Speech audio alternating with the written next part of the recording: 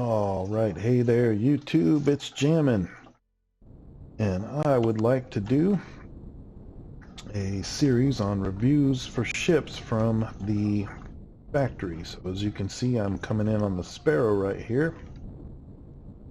This is the first ship that I would recommend you working towards when you got a few scattered around here. See if I can see it. In my beginner series tutorial, I used a jump ship to go to some of the locations. Now, a jump ship can only take you in your own solar system like this, right? It can take you to those places, and then of course there we were looking for, our main thing was to be able to do this, we needed neodymium, if I remember correctly. So you're looking for neodymium, sathium, but that's basically what you need. If we go to the factory tab here and select ships, and this is the Sparrow is what I'm about to look into. Okay, it needed some iron ingots. Let me go here. So it says it needs zirconium and restrium, but as you can see, it's kind of grayed out, so you don't have to go find all that stuff.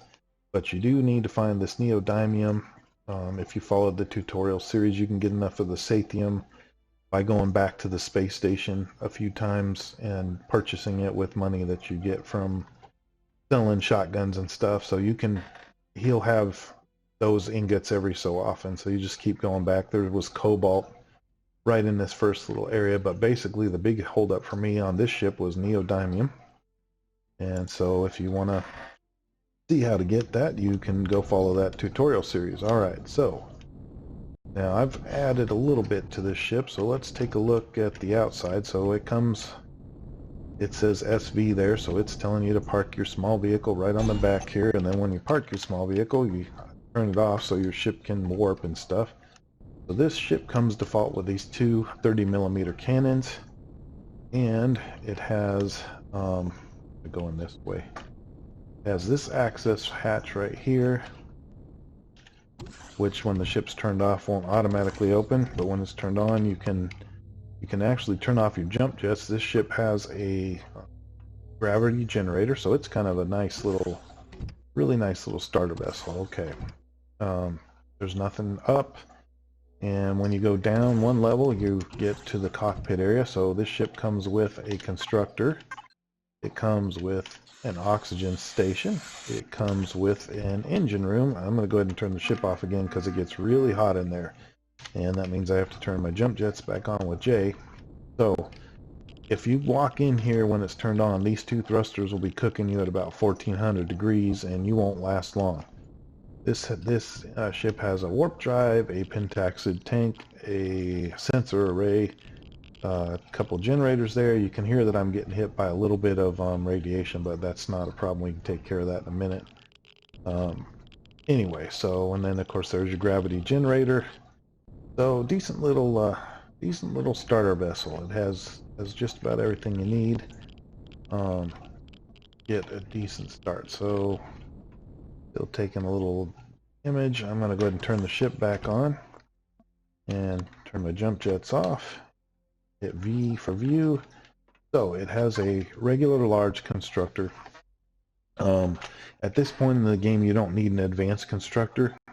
You will pretty soon, but you can kind of get away without having an advanced constructor for a little while. So this ship comes with a health station or medic station, which you can use to bring your health back up. It comes with this armor locker where you can change out your piece's armor or what mods it has in it, so that's kind of fun. And it also had 4 plots, which it makes you put in. If you look here in the list of required resources, it requires 4 growing plots steel, and I had made a whole bunch of those, so it's decent enough. But anyway, the other nice thing is when you first start out, of course, you're going to have to get out of your ship and go get minerals off of asteroids. So let's see. any of these stations and stuff. So that's the bad part. You get your first capital vessel, you think, all right, I am ready to go. You do not want to take this capital vessel against a defense station and orbital production, any of that, any of the Xerax materials. You're just not ready for it, okay? But we're gonna, and of course, if you haven't played through the storyline, do that. That is found right here, which they did a decent job of telling you what's going on, but I've released, like I said, a tutorial series, which I think just put some insights onto that, because a little bit of it left me confused. I spent a lot of time on YouTube and Reddit trying to figure out what was going on. So hopefully if you go on YouTube to look, you'll find my Jammin's Beginner series. Anyway, on this ship, I have added that you can barely see it up front there. That's a drill module. And once we get over here to this asteroid, we'll mess with it a little bit. Again, this ship is nice enough as far as it will defend against drones. So when I first got it, I'm gonna, even though you're gonna have to use your imagination a little bit, because I've kind of gone through this whole first section of the universe and stripped down the asteroids so that I had the materials I needed to make stuff. So I'm gonna fly in pretty close to this, and there's a little bit of cobalt left. So when I first got this ship, basically I would position it like this. It's very convenient, and that way if any drones kind of try to sneak up on you while you're outside the ship farming, you won't get killed. So I can't show you that because all the drones in this sector are taken care of, but remember before you leave your ship to turn on jump jets. Otherwise, if you're out in space and your jump jets are off, you just start falling. So you want to have your J on. And then of course that's kind of like my, where's my ship? There it is. Kind of like a shield over me, and if something comes to kill me, those guns will start firing. So that's decent enough. And you pick your manual drill and you would go to drilling, alright? But at level 20, so I should probably get inside the ship at least to do this, just in case. So let me get in here.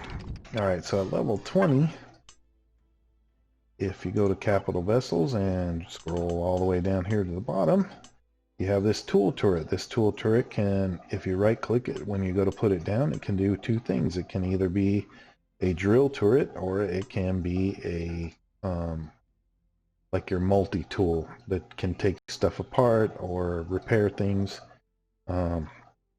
Anyway, I obviously opted for the drill turret, and so to get into doing that, I'm gonna go to fly the ship, and I'm gonna back this ship up a little bit, and you hit the tab key. It brings up all your menus, or the P key will bring up this particular one.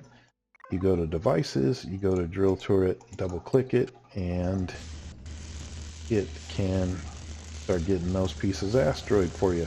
Now this one, like I said, I've torn to shreds, so it won't really have the cobalt in it that it says it does, but anyway, that's I like that a lot. So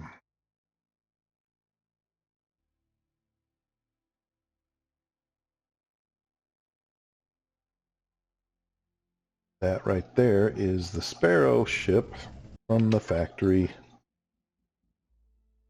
And then F key gets you right out of that with a little bit of added on. To do that, I had to add this. Go back down. Let's see. We'll go down underneath. Right. And had to add this ore container. It doesn't look very good, but there wasn't a lot of room for it inside. And then of course all of these ore modules, which in reality, since they're not even touching, I figured this out later. I'm retrieving that block. Oh boy, it had some ore in it. Let me get all that stuff. Alright, and now if I come back here and put that down where it's actually touching one of these ore containers, it will give me a lot bigger volume. So I'm just going to stick it right there. Let's try one more time. I don't think you can change the shape of that ore container. So if you get a block, you can change the shape. Yeah, I'm right clicking. So if you right click, you can change the shape. I'll show you that on these real quick. I'm just going to grab that one, and I'm going to put that there and hit 8. And then you can right click, and now these ore containers don't have as many options, but I'm just going to put it like that right there.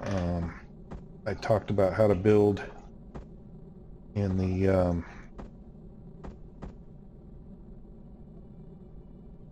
other series that I did. I won't go into that too much.